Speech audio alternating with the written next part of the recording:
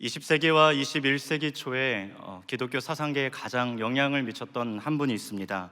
그분의 이름은 신학자요, 목회자요, 철학자인 달라스 윌라드입니다. 달라스 윌라드는 그의 책 잊혀진 제자도에서, 특별히 20세기 말을 지나면서 하나님 앞에서 제자도의 길을 잃어버린 성도들을 향하여 하나님의 엄중한 메시지를 전하고 있는데요, 그의 책에서 특별하게 현 시대의 그리스도인들을 이렇게 지칭하는 것을 보게 됩니다. 그 이름은 바로 뱀파이어 그리스도인입니다. 궁금하지 않으십니까? 우리 책 내용을 한번 보겠습니다. 그가 말하는 뱀파이어 그리스도인들의 표현은 이렇습니다. 예수님, 부디 당신의 피가 조금 필요합니다.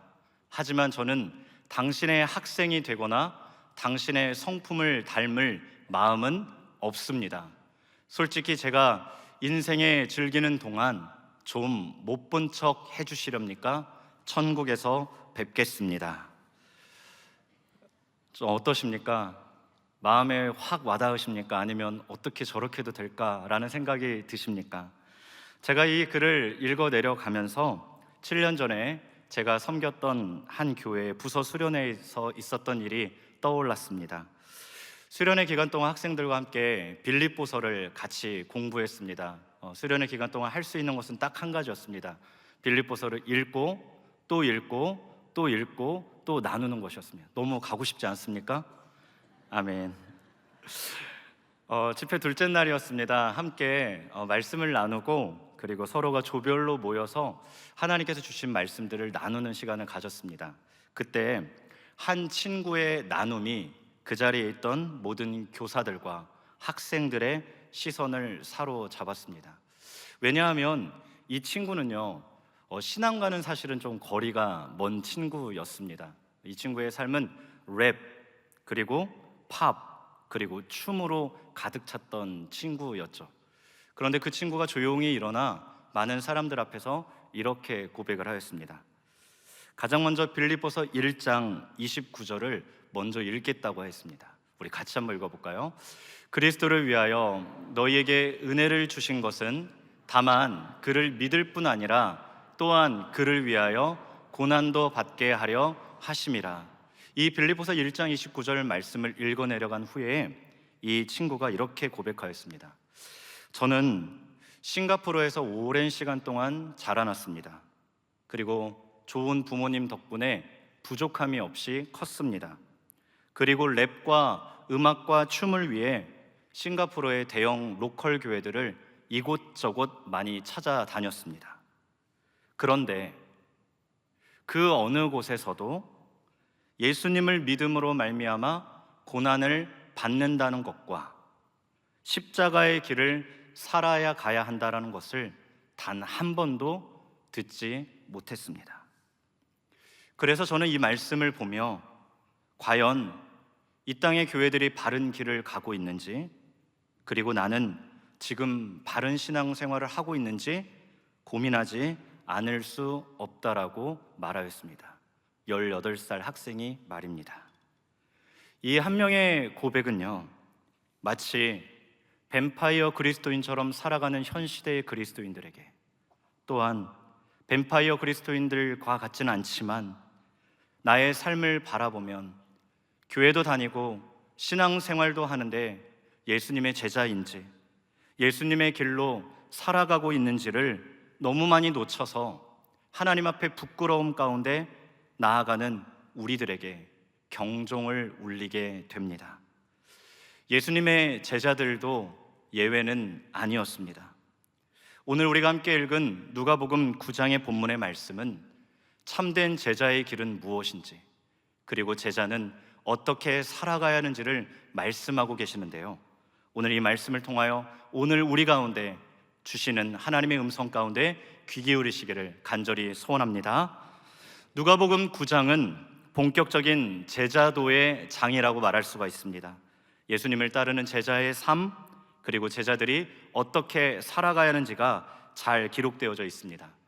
특별히 누가복음 9장 1절에서 6절의 말씀을 보면 예수님이 제자들을 불러 모으십니다. 그리고 전도 여행을 내보내시죠. 여기서 우리가 주목해야 할 것이 두 가지가 있는데요, 바로 하나는 예수님께서 제자들에게 능력과 권위를 부어주셨다라는 것입니다. 또 하나는 예수님께서 제자들에게 여행을 위하여 너희가 아무것도 가지지 말라라고 명령하셨습니다. 이 말은 제자의 길이란 자신의 능력과 자신의 실력이 아닌 예수님께서 주시는 능력, 그리고 예수님께서 부여해 주시는 권위로 말미암아 이루어진다라는 것이죠. 또한 예수님의 제자는요, 모든 상황 속에서 오직 누구만을 의지하며 살아가는 자일까요? 맞습니다. 예수님만을 의지하며 살아가는 자임을 말씀하고 계시는 거죠. 제자들이 말씀에 순종하여 전도 여행을 떠납니다. 제자들이 가는 마을 곳곳마다 하나님께서 놀라운 역사를 베풀어 주시는데요, 병든 자가 낫습니다. 치유가 일어납니다. 기적이 발생한 것입니다. 제자들의 사역으로 말미암아 예수님의 이름이 더 광범위하게 퍼지기 시작했습니다. 누가복음 9장 7절에서 성경은 이렇게 기록하고 있는데요, 이 소문이 분봉왕 헤롯의 귓가에 들렸고 헤롯이 심히 당황하였다라고 기록하고 있습니다. 이후에 예수님은 벳세다로 옮기셔서 5천 명의 사람들에게 오병이어의 기적을 나타내십니다.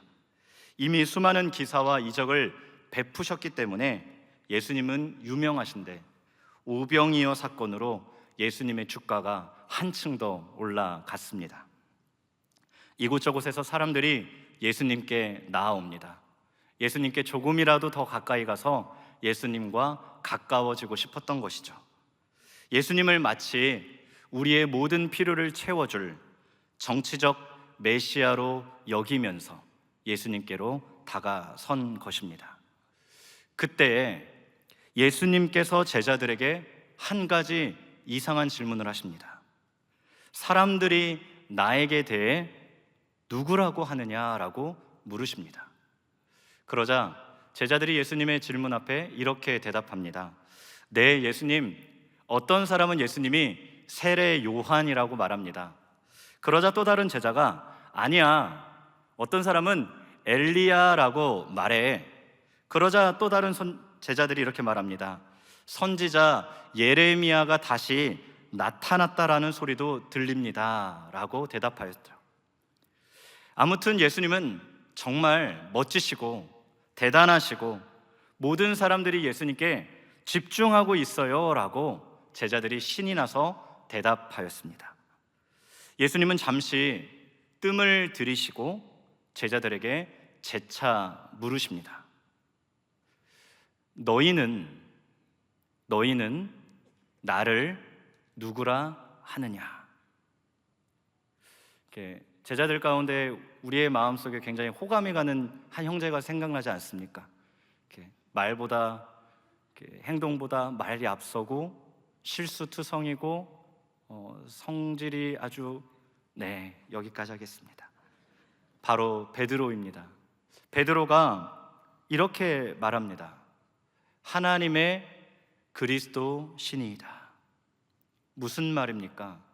예수님의 본질, 예수님께서 바로 참 메시아이십니다 라고 고백한 것입니다. 예수님은 베드로를 향하여 베드로야, 이것을 너에게 알게 한 이는 바로 혈육이 아니라 하늘에 계신 하나님이시다 라고 말씀하시죠. 그리고 베드로의 이 고백, 이 반석 위에 나의 교회를 세우겠다라고 약속하십니다. 이제 제자들 가운데 예수님이 누구이신지가 드러나신 것입니다.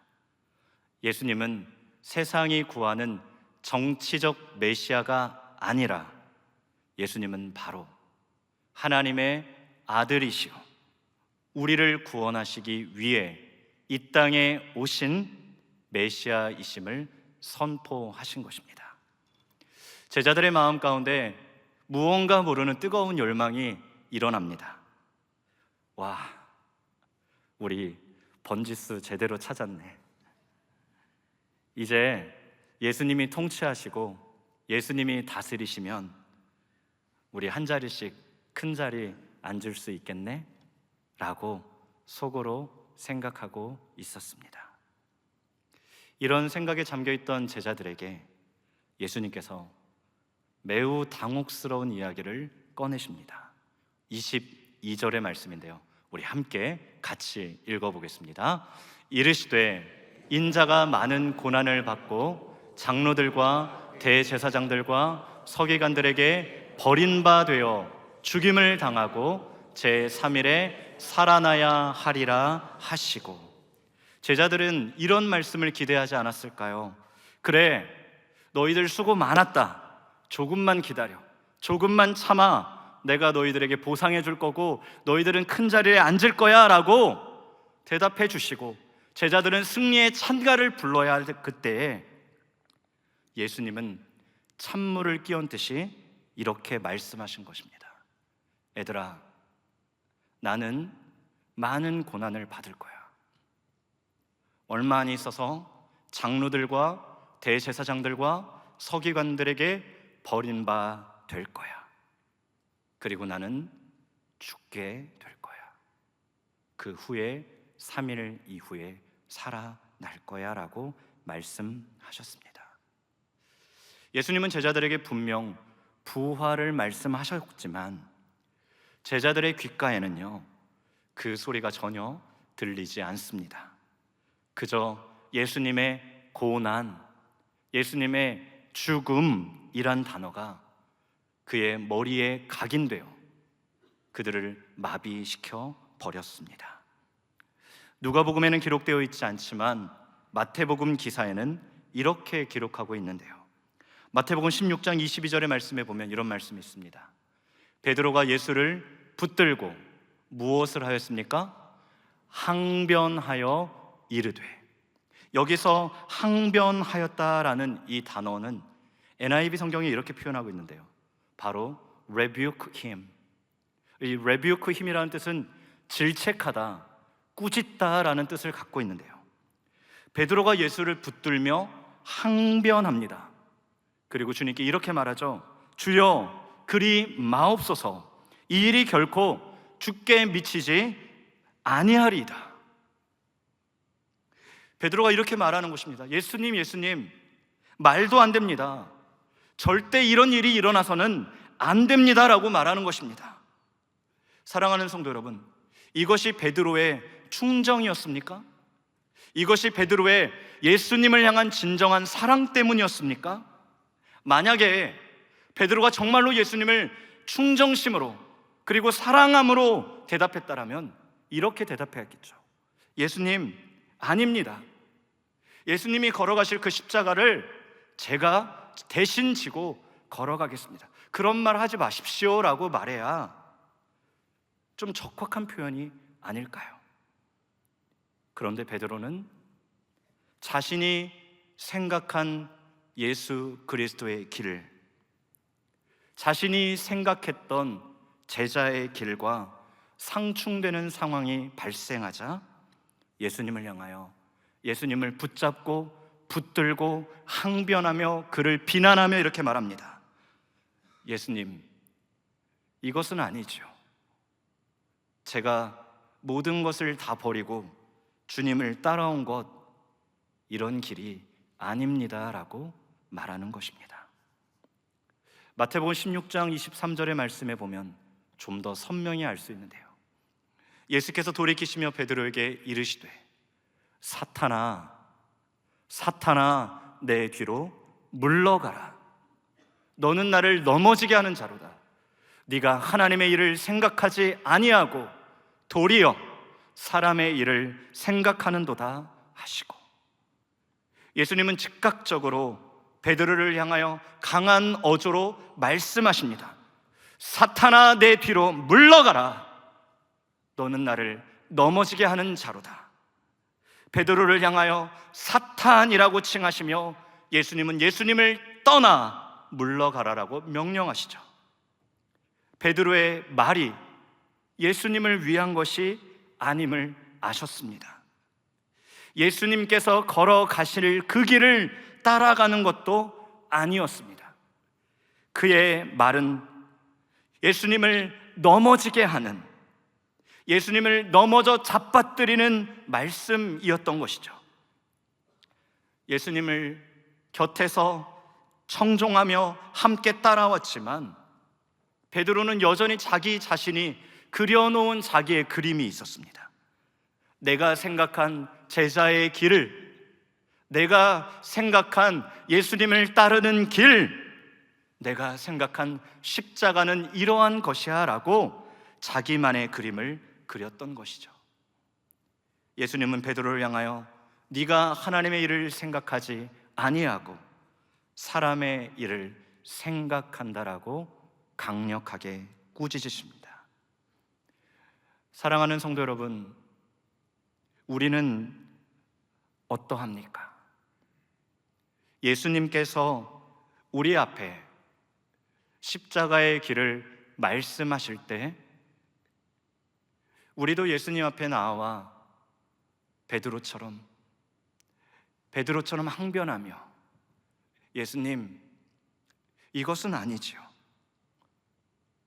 이런 것은 제가 주님을 따라온 것이 아니잖아요 라고 말하고 있지는 않습니까? 이제 예수님은 본격적으로 제자들에게 말씀하기 시작합니다.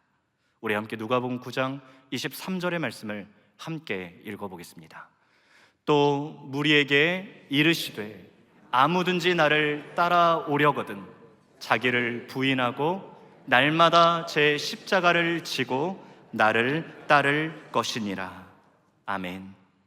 누구든지 나를 따라오려거든, 누구든지 나의 제자가 되려거든 자기를 부인하고 날마다 제 십자가를 지고 나를 따를 것이니라 라고 말씀하십니다. 예수님은 예수님의 제자가 되는 전제 조건으로 세 가지를 말씀하시는데요. 첫째는 바로 너희는 너희 자기 자신을 부인하라라고 말씀하십니다.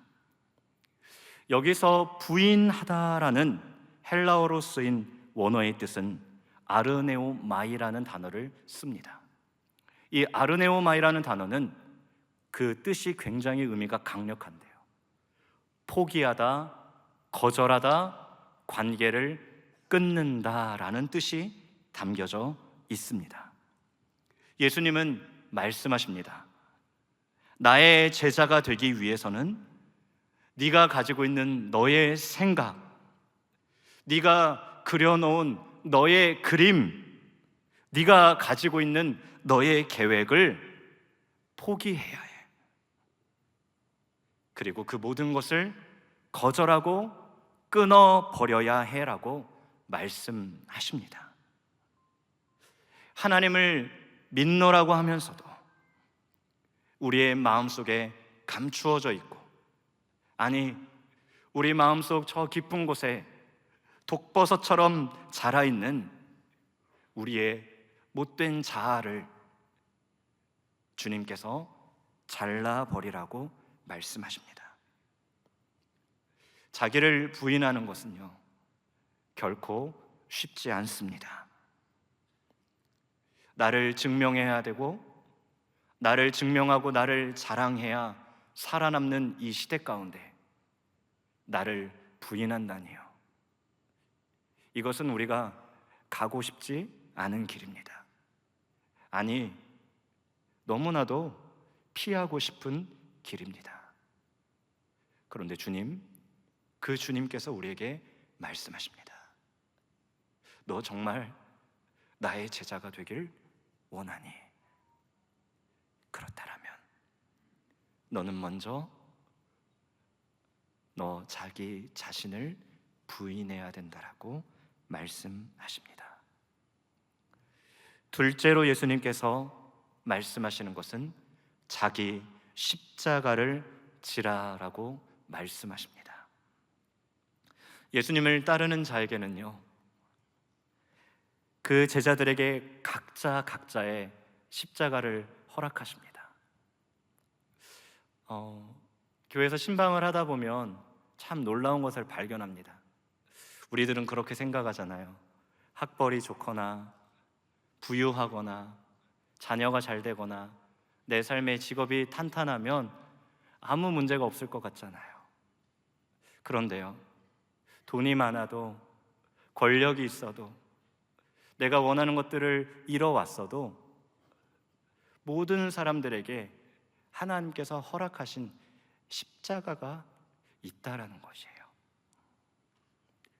예수님께서는 내가 너희에게 허락한 그 십자가를 묵묵히 지고 걸어가라라고 말씀하십니다. 십자가를 지고 걸어가면서 그 십자가가 너무 무겁지만, 그 십자가가 너무 힘들지만, 그 십자가를 지고 걸어갈 때 우리는 주님의 성품을 닮아가게 됩니다.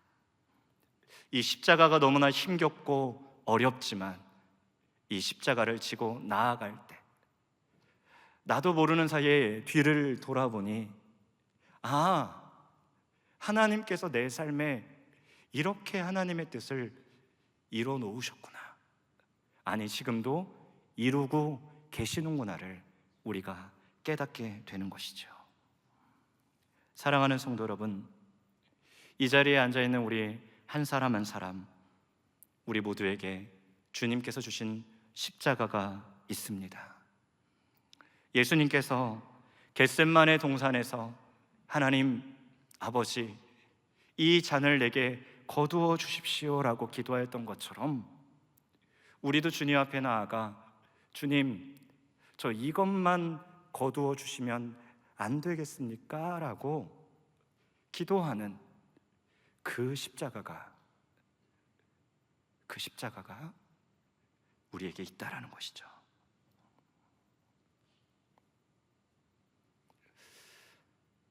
제가 한 21년째 교제하고 있는 한 선교사님이 계십니다. 이 선교사님은 영국 런던에서 무슬림 사역을 감당하고 계시는 선교사님이십니다. 그런데 벌써 20년이 넘게 뇌종양을 몸에 안고 선교 사역을 감당하고 계십니다. 뇌종양으로 인하여 고통이 너무 심해가지고 때때로는 먹을 힘조차 없고 먹는 것을 다 토해버리고 그 괴로운 시간들을 계속적으로 보내오셨습니다. 몸에 제3차 신경 고통이 조여오면 정말로 이 송곳으로 그 몸과 마디마디를 찌르는 것 같은 그 고통 때문에 너무 괴로우시다고 고백하셨습니다.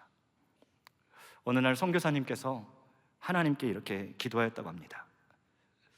주님, 저 정말 건강이 이렇게 좋지 않은데 계속 런던에 있어야 됩니까? 계속 사역을 해야 합니까? 주님, 이 질병을 주님께서 거두지 않으시는데 저 계속 이 자리에 있어야 됩니까? 라고 기도하셨다고 합니다. 그때 하나님께서 이 선교사님의 마음 가운데 아주 뜨거운 감동으로 이렇게 말씀하셨다고 합니다. 그것이 너에게 허락한 십자가야. 너의 십자가를 지고 가렴. 지금도 선교사님은 뇌종양을 안고 선교사역을 하고 계십니다. 묵묵히 그 땅에서 무슬림 영혼들을 섬기며 사역을 감당하고 계십니다. 사랑하는 성도 여러분, 하나님께서 우리에게 허락하신 십자가가 있습니다. 때로는 그 십자가가 너무 무거워서, 십자가가 내 삶을 짓눌러서 피하고 싶고 떠나고 싶고 외면하고 싶은 그 십자가가 있습니다. 그런데 주님께서 우리에게 말씀하십니다. 나의 제자는, 나를 따르는 제자는 그 십자가를 지고 가는 사람이다 라고 말입니다. 세 번째로 예수님께서 제자의 전제 조건 세 번째로 이렇게 말씀하십니다. 나를 따르라. 예수님은 제자들을 향하여 너희가 따라야 될 것은 바로 나 예수 그리스도야 라고 말씀하십니다. 우리가 따라가야 할 것은요, 이 세상도, 이 세상의 문화도 아닙니다. 이 세상의 권력자, 이 세상의 부함, 이 세상의 명예와 이 세상이 주는 안락함도 아닙니다. 우리가 따라야 될 분은요, 이 세상의 탁월한 지도자도 아닙니다. 우리를 위로해주는 상담가도 아닙니다. 우리에게 힘을 주는 친구도 사실은 아닙니다. 주님은 우리에게 말씀하십니다. 잠시 피웠다가 사라질 꽃과 같은 유한한 것에 너희의 마음을 두지 말라. 영원히 변함없으시며 영원토록 우리를 위하여 모든 것을 아낌없이 내어주신 그 사랑, 바로 예수 그리스도 한 분만을 따라가라라고 말씀하십니다. 사랑하는 성도 여러분, 오직 예수님만을 사랑하시기를 바랍니다. 오직 예수님만을 의지하기를 바랍니다. 우리의 삶이요, 다른 그 무엇이 아닌 오직 예수님 때문에, 예수님 때문에 우리의 삶의 모든 삶의 이유와 모든 삶의 목적과 모든 삶의 방향이 결정되어지기를 간절히 소망합니다. 예수님께서 걸어가신 길은 십자가의 길입니다. 예수님은 단 한순간도 다른 길로 걸어가지 않으셨습니다. 오직 한 길, 그 길은 무엇입니까? 바로 우리를 구원하시고자, 우리를 건져내시고자, 우리가 아직 죄인 되었을 때, 우리가 아직 연약할 때, 우리가 하나님과 심지어 원수 되었을 때 하나님을 하나님으로 알지도 못한 채 무지 가운데 살아가고 있던 우리를 건지시고자 하셨던 하나님의 심정을 알아 하나님의 마음을 따라 그 길 가운데 서신 그 길, 바로 십자가의 길이었습니다. 이 십자가는요, 멸망하는 자들에게는 미련한 것이요 유대인들에게는 거리끼는 것이었죠. 이 십자가는요, 정말로 세상 사람들이 다 내던져버리고 싶은 것이 바로 십자가였죠. 그런데 예수님은 그 십자가의 길로 묵묵히 걸어가십니다. 묵묵히 걸어가셔서 이 세상의 지혜를 멸하시고 총명을 패하셨습니다. 모든 통치자들과 권력을 무력화시키시고 하나님의 승리를 그 땅 가운데 선포케 하셨던 것이죠. 그리고 그 십자가로 말미암아 하나님과 인간의 죄악 사이에 막혀져 있던 그 담을 주님께서 헐어버리사 우리에게 영원한 생명을 주신 것입니다. 십자가의 길만이 결국 마침내 하나님의 승리가 선포되는 그 역사적인 현장이었던 것입니다.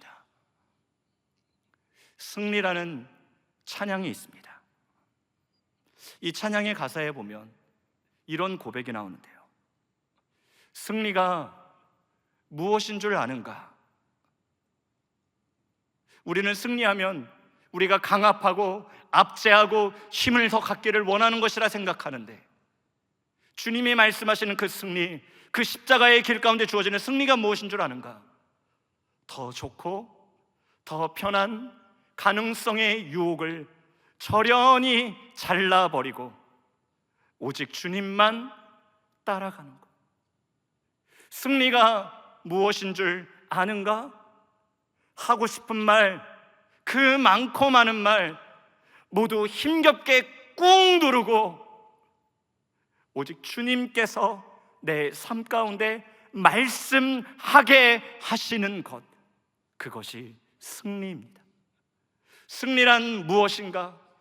치열한 자기와의 싸움을 허옇게 잠재우고 주님만 내 안에 사시는 것, 주님만 내 안에 사시고 주님이 내 안에 역사하시고 주님의 십자가의 사랑과 십자가의 능력이 내 안에 역사하면 그것이 바로 승리라네. 사랑하는 성도 여러분, 주님이 말씀하시고 친히 걸어가신 그 길은요, 십자가의 길입니다. 우리가 그 길을 따라갈 때 때로는 고통을 당할 것입니다. 때로는 무시를 당할지도 모릅니다. 때로는요, 모욕과 치욕을 받을 수도 있습니다. 그러나 그때마다 고통을 당하심으로 우리를 헤아리시는 주님께서, 무시를 이미 당하셨고 무시당하는 자의 그 아픔을 헤아리시는 주님께서 우리의 상처를 보듬으시며 모욕의 현장 가운데 우리보다 더 뜨거운 눈물로 우리의 눈물을 닦아주시고 부끄러움을 가려주시는 하나님의 사랑이 우리로 하여금 지속적으로 날마다 이 십자가의 길을 걸어가게 하여 주실 줄 믿습니다. 이 세상 그 무엇보다도 비교할 수 없고 끊을 수 없는 그리스도의 사랑을 힘입어 예수님께서 친히 걸어가신 그 십자가의 길을 주님을 따라 걸어가는 우리 모두가 되기를 주의 이름으로 간절히 소원합니다. 우리 함께 기도하겠습니다. 살아계신 하나님 아버지,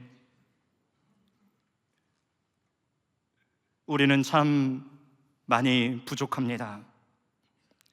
우리는 참 많이 넘어지고 쓰러집니다.